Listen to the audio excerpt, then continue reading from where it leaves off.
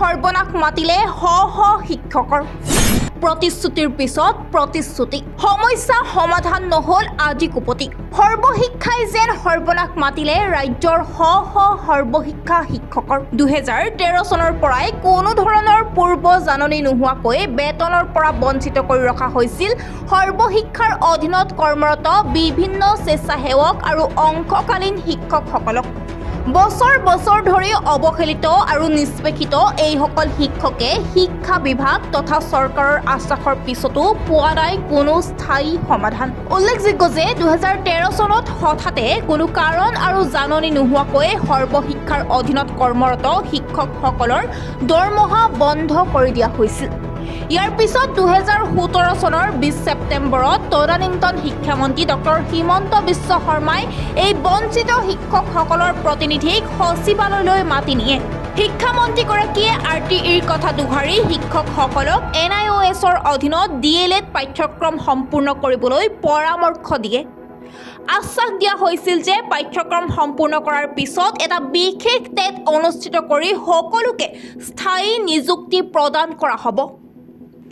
চৰকাৰৰ কথা মৰ্মে শিক্ষকসকলে কষ্টোপাৰ্জিত ধনেৰে DLED পাঠ্যক্ৰম সম্পূৰ্ণ কৰিলে কিন্তু পৰৱৰ্তী সময়ত বিশেষ টেটৰ নামত অনুষ্ঠিত কৰা হ'ল এক পাঠ্যক্ৰম বহিৰ্ভূত পৰীক্ষা কোনো বিশেষ সুবিধা প্ৰদান নকৰাৰ বাবে এই কঠিন পৰীক্ষাত মাত্ৰ 4% শিক্ষকহে উত্তীৰ্ণ হ'বলৈ সক্ষম হয় ফলত সমস্যাটোৰ কোনো স্থায়ী সমাধান ওলাই পৰা নাছিল আনকি 2025 চনৰ বিধানসভা অধিৱেশনতো বিধায়ক শামছুল হুদায়ে প্ৰশ্ন উত্থাপন কৰাত শিক্ষামন্ত্ৰী ডক্টৰ ৰণোজ পেগুৱে পুনৰ পৰীক্ষা অনুষ্ঠিত কৰি সমস্যাটোৰ সমাধানৰ কথা উল্লেখ কৰিছিল যদিও বাস্তৱত আজি কুপতি এই শিক্ষকসকল বঞ্চিত আৰু নিষ্পেষিত হৈ ৰ'ল তথাপি হ'ল কি চৰকাৰত আমি 2003 চনৰ পৰা বিভিন্ন ধৰণে দল সংগঠনে প্ৰতিবাদ হওক আন্দোলন হওক বা আলোচনাৰ মাধ্যমেৰে তেওঁলোকৰ সমস্যাখিনি সমাধানৰ কাৰণে বহুবাৰ আমি অনুৰোধ কৰিছোঁ তাৰপিছত তেওঁলোকে বিভিন্ন প্ৰতিশ্ৰুতি দি আহিছে কিন্তু আজিলৈকে তেওঁলোকে মানে স্থায়ী সমাধানৰ কোনো ব্যৱস্থা আজিলৈকে কৰা নাই 2017 চনৰ 20 ছেপ্টেম্বৰত তেতিয়াৰ শিক্ষামন্ত্ৰী বৰ্তমান মুখ্যমন্ত্ৰী তেখেতে মানে আমাক মাতিছিলে সচিবালয় সেইদিনাখন গোটেইবোৰ যিমান শিক্ষাকৰ্মীৰ মানে সংগঠন আছিলে সকলোবিলাকে আহিছে তাৰপিছত তেখেতে কৈছিলে যে আপোনালোকতো এটা স্পেচিয়েল টেট আমি পাতিম বুলি কৈছিলোঁ কিন্তু RTE বহুত ষ্ট্ৰিক্ট হৈ গ'ল গতিকে আপোনালোকে এতিয়া DLED নোহোৱাকৈ আপোনাক স্পেচিয়েল টেটটো পাতিব নোৱাৰে গতিকে আপোনালোকে NIOSৰ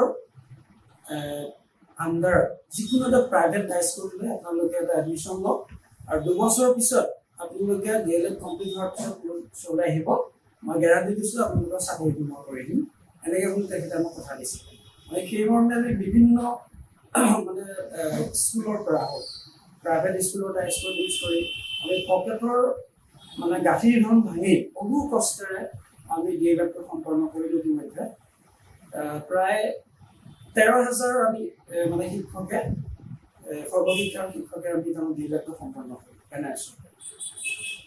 তাৰপিছত আমি স্পেচিয়েল টেটৰ কাৰণে পুনৰ আমি চৰকাৰক হেঁচা দিব ধৰিলোঁ তাৰপিছত 2021 চনৰ 28 ফেব্ৰুৱাৰীত আমি স্পেচিয়েল টেটটো চৰকাৰে পাতিম বুলি তেওঁলোকে আমাক যোগে জনালে তাৰপিছত কি কৰিলে পৰীক্ষা অনুষ্ঠিত হোৱাৰ 10 ঘণ্টাৰ আগত মডেল কোড অফ কণ্ডাক্ট মানে ষ্টাৰ্ট হোৱা বা আৰম্ভ হোৱা বুলি তেওঁলোকে আমাক পৰীক্ষাটো স্থগিত ৰাখিলে তাৰপিছত 6 মাহমানৰ পিছত চৰকাৰ যেতিয়া গঠন হোৱাৰ পিছত আকৌ শিক্ষামন্ত্ৰী ডক্টৰ ৰণোজ পেগু বৰ্তমানে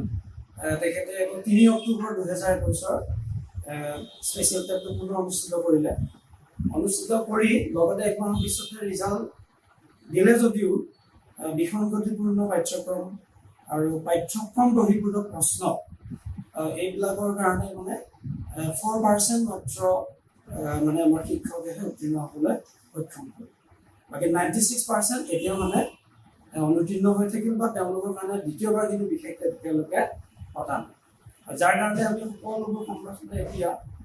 সেই ব্যৱস্থা ল'বলৈ লাগি আছোঁ যাতে সোনকালে চৰকাৰে অতি সোনকালে বিশেষ টেট অনুষ্ঠিত কৰি এই দুৰ্ভগীয়া শিক্ষকৰ জীৱনলৈ নামি অহা চৰম অমানিশাৰ অন্ত পেলাই এটা আমাক মানে বাকী থকা জীৱনৰ বাকী থকা দিনকেইটা এটা মানে সন্মানেৰে যাতে জীয়াই থকাৰ এটা ৰাস্তা দিম, এইটোৱে আমি চৰকাৰ তথা মুখ্যমন্ত্ৰীলৈকে আমি আহ্বান জনাব বিচাৰিছোঁ। কিন্তু আচলতে বিশেষ তাত বুলি কোনো সুবিধা তাত নাছিল, এইটো নামমাত্ৰ তেওঁলোকে স্পেচিয়েল বিশেষ একো সুবিধা তাত নাছিলে। তেওঁলোকে মানে কি আমাৰ বিভিন্ন দল সংগঠনৰ হেঁচাত পৰি তেওঁলোকে টেটটো পাতিব লাগে, পাতিছে, তাত বিশেষ কোনো সুবিধা নাই। যোৱা 2025 15 মাৰ্চত বিধায়ক শামছুল হুদা মহোদয়ক আমি আমাৰ এই বিষয় বাজেট অধিৱেশনত যাতে আমাৰ সৰ্বশিক্ষাৰ পেৰাটিচাৰসকলৰ বিষয়টো মানে তাত যাতে উত্থাপন পায় বা তাৰ এটা মানে সমাধানৰ সূত্ৰ ওলাই পেলাই আমি তেওঁৰ ওচৰলৈ গৈছিলোঁ আৰু তেখেতে আমাৰ বিষয়টো কাটমোচন হিচাপে তাত 15 মাৰ্চত তেওঁ উত্থাপন কৰিছিল। আৰু উত্থাপন কৰাৰ লগতে তেতিয়া বিভাগীয় মন্ত্ৰী ডক্টৰ অনুজ পেগুৰ লগে লগে তেওঁ উত্তৰ জনাইছিল যে তেওঁলোকৰ কাৰণে মই দ্বিতীয়বাৰৰ কাৰণে স্পেচিয়েল টেট এটা পাতিম, তাৰ কাৰণে আপোনালোকেও মানে কি বাজেটত আপোনালোকে অলপ হেৰি কৰিব, তাতে তেওঁলোকৰ কাৰণে আমি বিশেষ এটা পাতি তেওঁলোকৰ নিযুক্তি ব্যৱস্থা কৰিব। আৰু যিহেতু যোৱাটো মানে কংগ্ৰেছৰ আমোলাত আছিলে এই বিষয়টো, গতিকে যিহেতু আমাৰ এতিয়া বিজেপি চৰকাৰ, গতিকে আমি এইটো নিশ্চয় সমাধান কৰিব পাৰিম। আৰু ইয়াতে মুখ্যমন্ত্ৰীও যিহেতু মানে তেওঁলোকক কথা দিছিলে, গতিকে সেইমৰ্মে আমি এইটো নিশ্চয় এইবাৰ আমি সমাধান কৰিম বুলি তেওঁ প্ৰতিশ্ৰুতি দিছিল, কিন্তু তেওঁ সেইটো সম্পূৰ্ণ কৰিব নোৱাৰিলে। মন কৰিবলগীয়া কথাটো হ'ল যে বৰ্তমান ঠিকাভিত্তিক শিক্ষাকৰ্মীও সেৱক সেৱিকা ঐক্য মঞ্চ, সৰ্বশিক্ষা অসমৰ সভাপতি মহিম চন্দ্ৰ দেউৰী আৰু সাধাৰণ সম্পাদক হিমাংশু দাসে অসমৰ মাননীয় মুখ্যমন্ত্ৰীৰ হস্তক্ষেপ বিচাৰি স্মাৰক পত্ৰ প্ৰেৰণ কৰিছে। দিছপুৰৰ জনতা ভৱনত মুখ্যমন্ত্ৰীক সাক্ষাৎ কৰি এই দীৰ্ঘদিনীয়া জ্বলন্ত সমস্যাৰ এক স্থায়ী সমাধান বিচাৰি আবেদন জনাইছে শিক্ষক সন্থাই। গুৰুত্বপূৰ্ণ কথাটো হ'ল যে যি সময়ত উপযুক্ত শিক্ষকৰ অভাৱত গ্ৰাম্য অঞ্চলৰ ইখনৰ পিছত সিখন প্ৰাথমিক বিদ্যালয় বন্ধ হ'বলগীয়া হৈছে, ছাত্ৰ ছাত্ৰী বিদ্যালয়লৈ নোযোৱা অৱস্থা হৈছে, তেনে সময়ত প্ৰশিক্ষণপ্ৰাপ্ত শিক্ষকসকলক এনেদৰে অৱহেলিত কৰি ৰখা কাৰ্যই সচেতন মহলত তীব্ৰ প্ৰশ্নৰ সৃষ্টি কৰিছে। প্ৰশিক্ষণপ্ৰাপ্ত এইসকল সৰ্বশিক্ষাৰ শিক্ষকে পাবনে তেওঁলোকৰ প্ৰাপ্য অধিকাৰ? নে চৰকাৰৰ আশ্বাসৰ গৰ্ভতে বিলীন হৈ ৰ'ব শিক্ষকৰ ভৱিষ্যত?